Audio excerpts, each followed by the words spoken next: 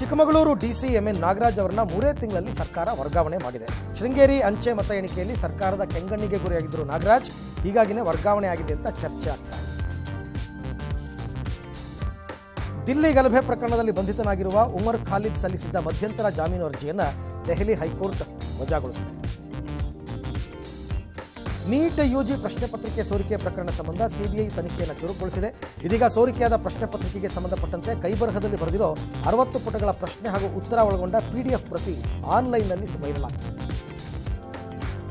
ನನಗೆ impostor syndrome ಇತ್ತು ಅಂತ ವಿರಾಟ್ ಕೊಹ್ಲಿ ಸ್ವತಃ ಬಹಿರಂಗಪಡಿಸಿದ್ದಾರೆ. ಈ ಬಗ್ಗೆ ರಾಹುಲ್ ದ್ರಾವಿಡ್ ಸಿಂಡ್ರೋಮ್ ಅರ್ಥ ಮಾಡಿಕೊಂಡು ಆಪ್ತ ಸಮಾಲೋಚನೆ ಮಾಡಿ ಸಮಸ್ಯೆ ದೂರ ಮಾಡಿದ್ರು. ಈ ತನ್ನ ಸಾಮರ್ಥ್ಯವನ್ನು ತಾನೇ ಅನುಮಾನಿಸುವ ಮನಸ್ಥಿತಿ ಇಂಪೋಸ್ಟರ್ ಸಿಂಡ್ರೋಮ್. ಭಾರತ ನಕ್ಸಲಿಸಂನಿಂದ ಮುಕ್ತವಾಗಿದೆ ಅಂತ ಕೇಂದ್ರ ಗೃಹ ಸಚಿವ ಅಮಿತ್ ಶಾ ಅವರು ಘೋಷಣೆ ಮಾಡಿದ್ದಾರೆ.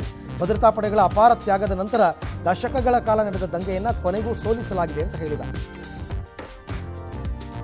ಬಿಜೆಪಿ ಸಂಸದ ಧರ್ಮಪುರಿ ಅರವಿಂದ್ ಅಚ್ಚರಿಕೆ ಹೇಳಿಕೆ ನೀಡಿದ್ದಾರೆ. ತೆಲಂಗಾಣ ಸಿಎಂ ರೇವಂತ್ ರೆಡ್ಡಿ ಕಾಂಗ್ರೆಸ್ಗೆ ಸುವೇಂದು ಅಧಿಕಾರಿ ಆಗಬಹುದು ಅಂತ ಹೇಳಿದ್ದಾರೆ. ಅಂದರೆ ಮುಂದಿನ ದಿನದಲ್ಲಿ ಅವರು ಬಿಜೆಪಿಗೆ ಬರಬಹುದು. ನಿರಂತರ ಹವಾಮಾನ ಬದಲಾವಣೆಯಿಂದ ಉತ್ತರ ಕನ್ನಡ ಜಿಲ್ಲೆಯಲ್ಲಿ ಇವತ್ತಿನಿಂದ ಮಳೆಗಾಲ ಮುಕ್ತಾಯ ಆಗೋ ತನಕ ಎಲ್ಲ ಕಡೆ ಪ್ರವಾಸೋದ್ಯಮ ಚಟುವಟಿಕೆಗೆ ನಿರ್ಬಂಧ. ಮುರುಡೇಶ್ವರ, ಗೋಕರ್ಣ ಎಲ್ಲ ಕಡೆ. ಕಾಳಸಂತೆಯಲ್ಲಿ ಮಾರಾಟವಾಗಿದ್ದ 300ಕ್ಕೂ ಅಧಿಕ ಗೃಹ ಬಳಕೆ ಗ್ಯಾಸ್ ಸಿಲಿಂಡರ್ನ ಬೀದರ್ನಲ್ಲಿ ಪೊಲೀಸರು ಜಪ್ತಿ ಮಾಡಿದ್ದಾರೆ. ಗೃಹ ಬಳಕೆ ಗ್ಯಾಸ್ ಸಿಲಿಂಡರ್ಗಾಗಿ ಮಧ್ಯರಾತ್ರಿಯೆಲ್ಲ ಕ್ಯೂ ನಿಂತಿದ್ರು ಪಾಪ. ಇದನ್ನು ಪಬ್ಲಿಕ್ ಟಿವಿ ವರದಿ ಪ್ರಸಾರ ಮಾಡಿದ್ದು ಈಗ ಎಚ್ಚೆತ್ತುಕೊಂಡಿದ್ದಾರೆ.